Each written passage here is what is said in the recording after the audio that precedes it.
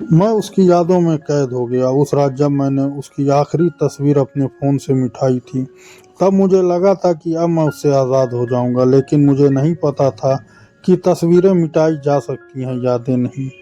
आज भी जब रात के 2 बजे अचानक नींद खुलती है, तो सबसे पहले उसी का चेहरा सामने आ जाता है। वही मुस्कान, वही आंखें, वही आवाज़, और फिर दिल में वही पुराना दर्द जाग जाता है। कुछ लोग ज़िंदगी से चले जाते हैं, लेकिन कुछ लोग चले जाने के बाद भी ज़िंदगी के हर कोने में रह जाते हैं। रिया भी उन्हीं लोगों में से एक थी। मैं आरव हूँ, और यह कहानी उस लड़की की है जिसने मुझे प्यार करना सिखाया, और फिर उसी प्यार की कैद में हमेशा के लिए छोड़ दिया। 5 साल पहले मैं एक साधारण लड़का था, छोटे शहर में रहने वाला। सपने बहुत बड़े नहीं थे, बस एक अच्छी नौकरी, छोटा सा घर और शांत जिंदगी। प्यार जैसी चीज़ों पर मुझे ज़्यादा भरोसा नहीं था। मैं हमेशा सोचता था कि फिल्मों में जो दिखाते हैं, असल ज़िंदगी में वैसा कुछ नहीं होता। लेकिन फिर एक दिन वह मेरी ज़िंदगी में आई, कॉलेज की लाइब्रेरी में। उस दिन बारिश हो रही थी, बाहर मौसम ठंडा था, और अंदर मैं एक किताब ढूंढ रहा था। तभी किसी ने पीछे से कहा, माफ़ कीजिए, यह किताब आप पढ़ रहे हैं क्या? मैंने मुस्कुरा कर देखा, और पहली बार उसे देखा। सफ़ेद सूट, भीगे हुए बाल, और चेहरे पर ऐसी मासूमियत कि कुछ पल के लिए मैं जवाब देना ही भूल गया। वह मुस्कुराई, किताब आपकी है या मैं ले सकती हूँ? मैं तुरंत संभला, आप ले सकती हैं।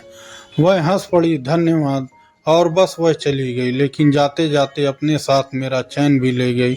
उस रात पहली बार मुझे किसी अजनबी के बारे में सोचते सोचते नींद आई।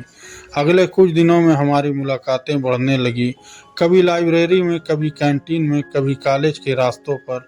धीरे धीरे बातें शुरू हुई, फिर दोस्ती, और फिर वह दोस्ती मेरी दुनिया बन गई। रिया बाकी लड़कियों जैसी नहीं थी। वह दिखावे से दूर रहती, छोटी छोटी बातों में खुश हो जाती। कभी सड़क किनारे चाय पीकर खुश हो जाती, कभी बारिश में भीगकर। उसके साथ बिताया हर पल खास लगता था। ऐसा लगता था जैसे जिंदगी अचानक रंगीन हो गई हो। एक दिन उसने मुझसे पूछा, आरव, अगर मैं अचानक कहीं चली जाऊं तो? मैं हंस पड़ा। क्यों जाओगी? उसने मेरी आंखों में देखते हुए कहा। बस ऐसे ही पूछ रही हूँ। मैंने कहा, तो मैं तुम्हें ढूंढ लूंगा। वह कुछ पल चुप रही, फिर बोली, अगर मैं नहीं मिली तो?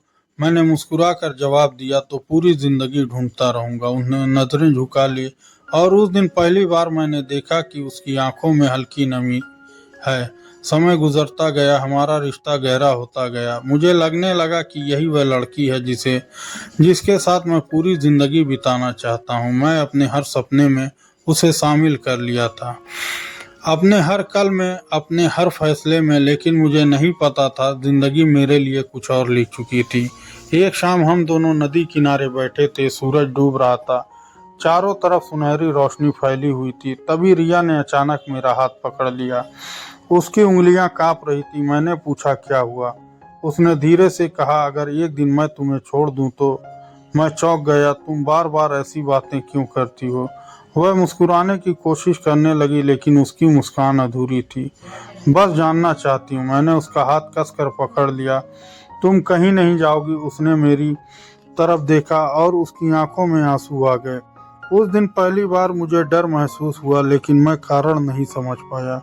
कुछ दिनों बाद उसका व्यवहार बदलने लगा।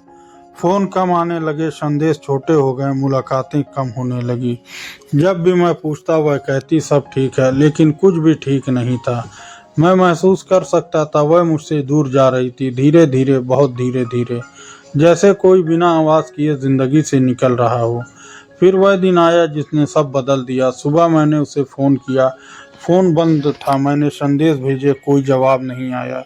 पूरा दिन गुजर गया, फिर रात हुई, और रात को मेरे फ़ोन पर एक संदेश आया, रिया का, सिर्फ एक पंक्ति, मुझे भूल जाना आरव, बस इतना। ना कोई वजह, ना कोई सफाई, ना कोई अलविदा, सिर्फ मुझे भूल जाना। मेरे पैरों तले ज़मीन खिसक गई। मैंने तुरंत फ़ोन किया, लेकिन नंबर बंद था। मैं उसके घर गया, लेकिन घर पर ताला लगा था। पड़ोसियों ने बताया कि वो लोग शहर छोड़कर चले गए। मैं वहीं खड़ा रह गया, जैसे किसी ने मेरी पूरी दुनिया छीन ली हो। दिन महीनों में बदल गए, महीने सालों में, लेकिन मैं उसे भूल नहीं पाया। उसकी यादें मेरे अंदर जिंदा रही, हर दिन, हर रात, हर सांस के साथ। मैं आगे बढ़ना चाहता था लेकिन मेरा दिल अतीत में कैद हो गया। रिया की यादों में कैद 5 साल बाद एक रात मैं पुराने सामान की सफाई कर रहा था। तभी मुझे एक पुरानी डायरी लिखी मिली। वह डायरी रिया ने मुझे जन्मदिन पर दी थी। मैंने उसे खोला, अंदर एक तस्वीर रखी थी, रिया की तस्वीर। लेकिन इस बार कुछ अलग था। तस्वीर के पीछे कुछ लिखा हुआ था, ऐसा कुछ जो मैंने पहले कभी नहीं देखा था। मेरे हाथ कांपने लगे, दिल की धड़कनें तेज हो गई, क्योंकि तस्वीर के पीछे लिखा था, अगर यह तस्वीर तुम्हें 5 साल बाद मिले तो समझ लेना कि मैं झूठी नहीं थी। सच जानने के लिए उस पुराने रेलवे स्टेशन पर आना जहां हमने पहली बार साथ सफ़र किया था। नीचे तारीख लिखी थी और वह तारीख कल की थी। मैं सन्न रह गया। 5 साल से गायब रिया और अचानक यह संदेश। लेकिन सबसे बड़ा सवाल ये था, अगर रिया 5 साल पहले जा चुकी थी तो फिर यह तारीख कल की कैसे हो सकती थी, और वह मुझे पुराने रेलवे स्टेशन पर क्यों बुला रही थी। मुझे बिल्कुल भी नहीं पता था अगले दिन वहां मेरा इंतज़ार कौन सा सच कर रहा था, एक ऐसा सच जो मेरी पूरी ज़िंदगी बदलने वाला था। उस रात मैं बिल्कुल नहीं सो पाया। बार बार वही तस्वीर मेरे सामने आ रही थी, रिया की मुस्कुराती हुई तस्वीर और उसके पीछे लिखा हुआ संदेश। 5 साल, पूरे 5 साल गुजर चुके थे। इतने लंबे समय से मैंने हजारों बार उसे खोजने की कोशिश की, लेकिन वह हर बार खाली हाथ लौटता था। फिर अचानक यह संदेश, और सबसे बड़ी बात, तारीख कल की थी। यह बात मेरे दिमाग में लगातार घूम रही थी। सवाल बहुत थे लेकिन जवाब सिर्फ एक जगह मिल सकता था, पुराने रेलवे स्टेशन। सुबह होने से पहले ही मैं घर से निकल गया। आसमान में हल्की रोशनी फैल रही थी, सड़कें लगभग खाली थी, लेकिन मेरे भीतर तूफान चल रहा था। दिल इतनी तेजी से धड़क रहा था कि उसकी आवाज़ मुझे खुद सुनाई दे रही थी। करीब 1 घंटे बाद मैं उस पुराने रेलवे स्टेशन पर पहुंचा, वही स्टेशन जहां 5 साल पहले मैं और रिया पहली बार साथ सफ़र पर गए थे। वह टूटी हुई बेंच, वही पुरानी घड़ी, वही प्लेटफॉर्म, सब कुछ लगभग वैसा ही था। लेकिन आज वहां एक अजीब सी खामोशी थी। मैंने चारों तरफ नज़र दौड़ाई, रिया कहीं दिखाई नहीं दी। मैंने इंतज़ार करना शुरू किया, 10 मिनट, 20 मिनट, 1 घंटा, लेकिन कोई नहीं आया। मेरे मन में फिर निराशा घर करने लगी। क्या यह सब किसी का मजाक था? क्या मैं सिर्फ किसी झूठी उम्मीद में यहाँ चला आया? तभी मेरी नज़र प्लेटफॉर्म के आखिरी बेंच पर गई। वहाँ एक छोटा सा लिफाफा रखा था, सफ़ेद रंग का लिफाफा, जिस पर सिर्फ मेरा नाम लिखा था। और मेरे हाथ कांप गए। मैं धीरे धीरे उसकी तरफ बढ़ा, लिफाफा उठाया और कांपते हाथों से उसे खोला। अंदर एक चिट्ठी थी, रिया की लिखावट में। उसे हजारों लिखावटों में पहचान सकता था। मेरी आंखें भर आई। मैंने पढ़ना शुरू किया, फिर ये आ रहा हो, अगर तुम यह पत्र पढ़ रहे हो तो इसका मतलब है कि तुम अब भी मुझे भूल नहीं पाए। और सच कहूँ, मैंने कभी चाहा भी नहीं था कि तुम मुझे भूलो, लेकिन मैंने यह भी नहीं चाहा था कि तुम मेरी यादों में कैद होकर रह जाओ। आज मैं तुम्हें वह सच बताने जा रही हूँ जो 5 साल पहले नहीं बता पाई थी। उस दिन जब मैंने तुम्हें छोड़ा था, मैंने तुम्हें धोखा नहीं दिया था, मैं तुम्हें बचा रही थी। शायद तुम यह बात अभी नहीं समझोगे, लेकिन आगे सब समझ जाओगे। अगर सच जानना है तो स्टेशन के बाहर पुराने पीपल के पेड़ के पास आओ, वहाँ तुम्हारे लिए कुछ और खास रखा है। रिया, मेरा दिल तेजी से धड़कने लगा। अब रहस्य और गहरा हो चुका था। मैं तुरंत स्टेशन से बाहर निकला। पीपल का वही पुराना पेड़ आज भी वहां खड़ा था। समय बदल गया लेकिन वह नहीं। पेड़ के नीचे पहुंचकर मैंने चारों तरफ देखा। पहले तो कुछ नजर नहीं आया, फिर अचानक मेरी नज़र एक लोहे के छोटे से डब्बे पर पड़ी। वह मिट्टी में आधा दबा हुआ था। मैंने उसे बाहर निकाला। उस पर ताला नहीं था। मैंने धीरे से खोला और अगले ही पल मेरी सांसें रुक गई। अंदर दर्जनों तस्वीरें थीं। मेरी तस्वीरें, कॉलेज की चाय पीते हुए, हंसते हुए दोस्तों के साथ। यहाँ तक कि कुछ तस्वीरें ऐसी थी जो मैंने कभी रिया को दिखाई भी नहीं थी।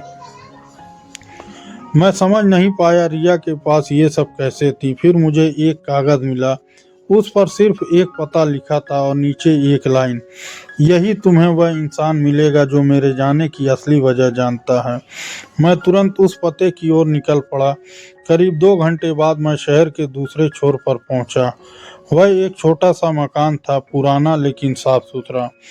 मैंने दरवाज़ा खटखटाया। कुछ सेकंड बाद दरवाज़ा खुला। सामने लगभग 7 60 साल का एक बुजुर्ग खड़े थे। उन्होंने मुझे देखते ही कहा, तो आखिर तुम आ ही गए। मैं चौंक गया। आप मुझे जानते हैं? उन्होंने हल्की मुस्कान के साथ कहा, पिछले 5 साल से तुम्हारा इंतजार कर रहा हूँ। मेरे पैरों तले जमीन खिसक गई। मैं उनके साथ अंदर गया। कमरों की दीवारों पर बहुत सारी तस्वीरें लगी थी और उनमें से कई तस्वीरों में रिया थी। मेरी आंखें भर आई। मैंने तुरंत पूछा, रिया कहाँ है? बुजुर्ग कुछ पल चुप रहे, फिर बोले, सच जानने सुनने के लिए तैयार हो? मेरे होठ सूख गए, लेकिन मैंने सर हिला दिया। उन्होंने गहरी सांस ली और कहा, 5 साल पहले रिया बहुत बड़ी मुसीबत में थी। मैं ध्यान से सुनने लगा। उसके पिता पर करोड़ों का कर्ज था। कुछ खतरनाक लोग उनके पीछे पड़े हुए थे। मैं स्तब्ध रह गया। रिया ने मुझे कभी कुछ नहीं बताया। बुजुर्ग आगे बोले, मैं उन लोगों ने रिया को धमकी दी थी। कैसी धमकी? मेरी आवाज कांप रही थी। उन्होंने मेरी तरफ देखा और बोले, अगर उसने तुमसे रिश्ता नहीं तोड़ा तो वो तुम्हें नुकसान पहुंचाते। मेरे शरीर में सिहरन दौड़ गई। अचानक मेरे सामने वह दिन घूमा जब रिया बार बार पूछती थी, अगर मैं चली जाऊं तो? जब वह रोती थी, जब वह मुझे छोड़ने की बातें करती थी। अब सब समझ आने लगा था। वह मुझे छोड़ना नहीं चाहती थी, उसे मजबूर किया गया। मेरी आंखों के से आंसू बहने लगे तो उसने मुझे बचाने के लिए छोड़ा। बुजुर्ग ने सर हिला दिया। हाँ, मेरा दिल टूटकर बिखर गया। 5 साल तक मैं उसे गलत समझता रहा और वह अकेली सब सहती रही। लेकिन तभी मेरे मन में एक सवाल आया। मैंने तुरंत पूछा, अगर यह सच था तो उसने वापस आकर मुझे सब क्यों नहीं बताया? बुजुर्ग का चेहरा अचानक गंभीर हो गया। कमरे में सन्नाटा छा गया। उन्होंने धीरे से एक फाइल मेरी तरफ बढ़ाई, क्योंकि उसके बाद कुछ ऐसा हुआ जो मेरे हाथ कांपने लगे। उन्होंने कहा, जिस दिन वह शहर छोड़कर गई थी उस दिन उसे अपनी जिंदगी का सबसे बड़ा सच पता चला था।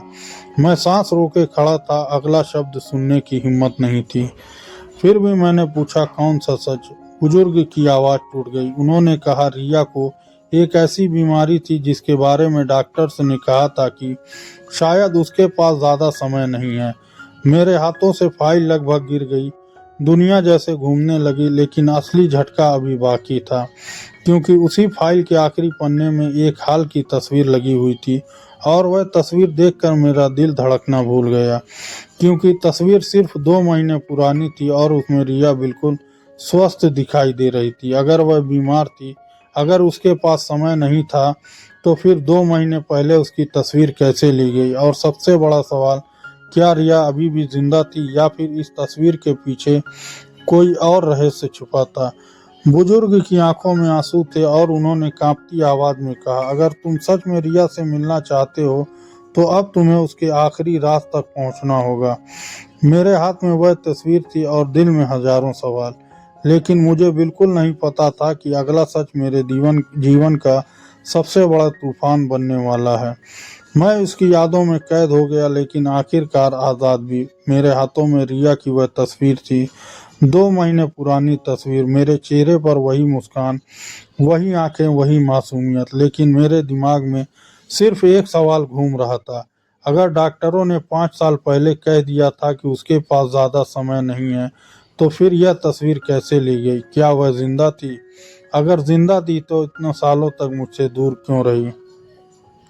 और अगर नहीं तो फिर यह सब कौन कर रहा था? मैं पागलों की तरह उन सवालों के जवाब तलाश रहा था।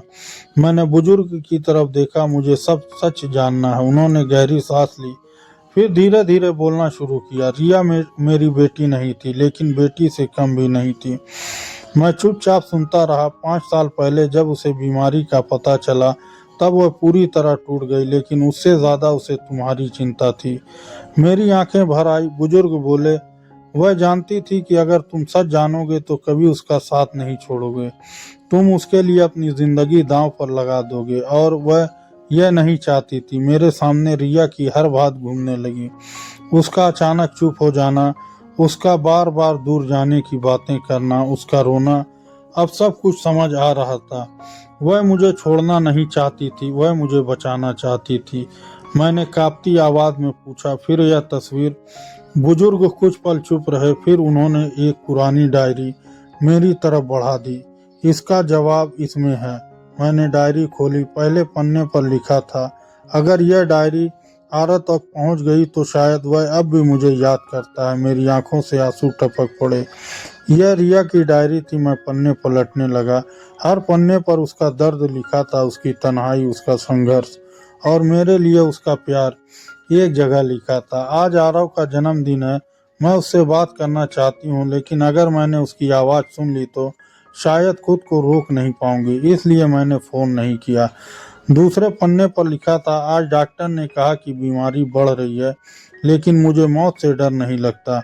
मुझे सिर्फ इस बात से डर लगता है कि कहीं आरव मेरी वजह से टूट ना जाए। मैं रो पड़ा, क्योंकि 5 साल पहले तक मैं सोचता रहा उसने मुझे छोड़ दिया, जबकि वह हर दिन मेरे लिए लड़ रही थी। फिर अचानक एक पन्ने पर मेरी नज़र रुक गई। वह तारीख सिर्फ 2 महीने पुरानी थी, यानी उसी समय की जब तस्वीर ली गई थी। मैंने कांपते हाथों से पढ़ना शुरू किया और अगले ही पल मेरी सांसें थम गई। उसमें लिखा था, आज डॉक्टर से कहा है कि मैं बच सकती हूँ। मेरी आंखें फैल गई। मैंने जल्दी जल्दी आगे पढ़ा। 5 साल की लड़ाई के बाद आखिरकार इलाज काम कर गया। मैं पहली बार फिर से जिंदगी महसूस कर रही हूँ, लेकिन अब मैं आरव के सामने कैसे जाऊँ? उसने मुझे धोखेबाज समझा होगा, शायद अब उसकी जिंदगी में कोई और होगा, शायद उसे मेरी ज़रूरत नहीं होगी। मेरे हाथ कांप रहे थे। रिया जिंदा थी, वह ठीक हो चुकी थी, वह कहीं नहीं इस दुनिया में थी। मैंने तुरंत बुजुर्ग से पूछा, वह कहाँ? उनकी आंखें नम हो गई। उन्होंने धीरे से कहा, वह तुमसे मिलने आई थी। मैं सन्न रह गया। 2 महीने पहले मेरे पैरों तले जमीन खिसक गई। वह तुम्हारे शहर आई थी, तुम्हारे घर के बाहर खड़ी रही घंटों तक, लेकिन फिर वापस लौट गई। मेरे दिल में जैसे किसी ने हजारों सुइयां चुभो दी। क्यों? मैं लगभग चीख पड़ा। बुजुर्ग ने जवाब दिया, क्योंकि उसने तुम्हें देखा था, तुम मुस्कुरा रहे थे और उसे लगा कि तुम आगे बढ़ चुके हो। मेरी आंखों से आंसू बह निकले। उसे नहीं पता था वह मुस्कान सिर्फ बाहर थी, अंदर मैं आज भी उसी के लिए रोता था। तभी बुजुर्ग ने एक आखिरी लिफाफा मेरी तरफ बढ़ाया। यह उसने तुम्हारे लिए छोड़ा था। मैंने कांपते हाथों से उसे खोला। अंदर एक चिट्ठी थी, रिया की आखिरी चिट्ठी। फिर ये आरव, अगर ये तुम पढ़ रहे हो तो शायद सच जान चुके हो। मुझे नहीं पता कि तुम मुझे माफ कर पाओगे या नहीं, लेकिन यकीन मानो, पहले मैंने तुमसे कभी प्यार करना बंद नहीं किया। हर जन्मदिन पर मैंने तुम्हारे लिए दुआ की, हर त्योहार पर तुम्हें याद किया, हर रात तुम्हारा नाम लेकर रोई। लेकिन मैं वापस नहीं आई, क्योंकि मैं तुम्हें फिर से दर्द नहीं देना चाहती थी। अगर मेरी जिंदगी में कोई और आ चुका है तो उसे कभी मत छोड़ना। और अगर तुम अब भी अकेले हो तो एक बार उस जगह जरूर आना जहां हमने पहली बार एक दूसरे से प्यार का इजहार किया था। मैं वहां तुम्हारा इंतजार करूंगी। सिर्फ तुम्हारी, रिया। मेरे हाथ कांपने लगे। दिल इतनी तेजी से धड़क रहा था जैसे सीने से बाहर निकल आएगा। मैं बिना एक पल गवाए वहां से निकल पड़ा।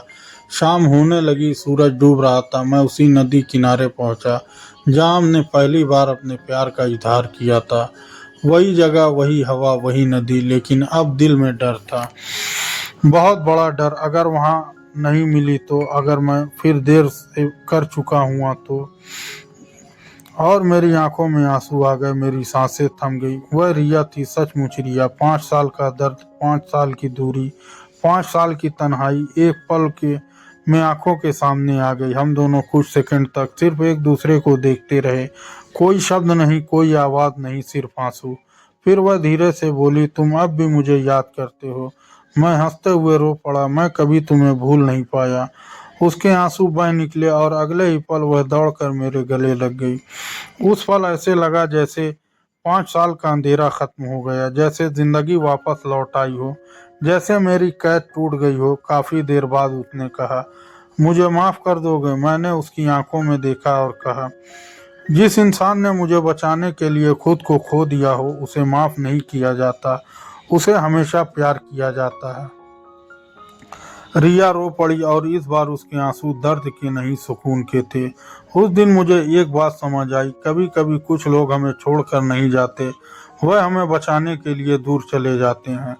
हम उन्हें गलत समझ लेते हैं, उनसे नाराज हो जाते हैं, लेकिन उनके दिल में हमारे लिए प्यार कभी कम नहीं होता। और आखिर में मैं उसकी यादों में कैद नहीं रहा, मैं उसकी यादों से आज़ाद भी नहीं हुआ, बल्कि मैंने उन यादों को अपनी ज़िंदगी का सबसे खूबसूरत हिस्सा बना लिया। क्योंकि सच्चा प्यार भुलाया नहीं जाता, बस समझने की कभी कभी बहुत देर लग जाती है। जिसे आप खोया हुआ समझ रहे हो सकता है वह आज भी आपको उतना ही प्यार करता हो। इसलिए किसी की खामोशी को हमेशा बेवफाई मत समझिए।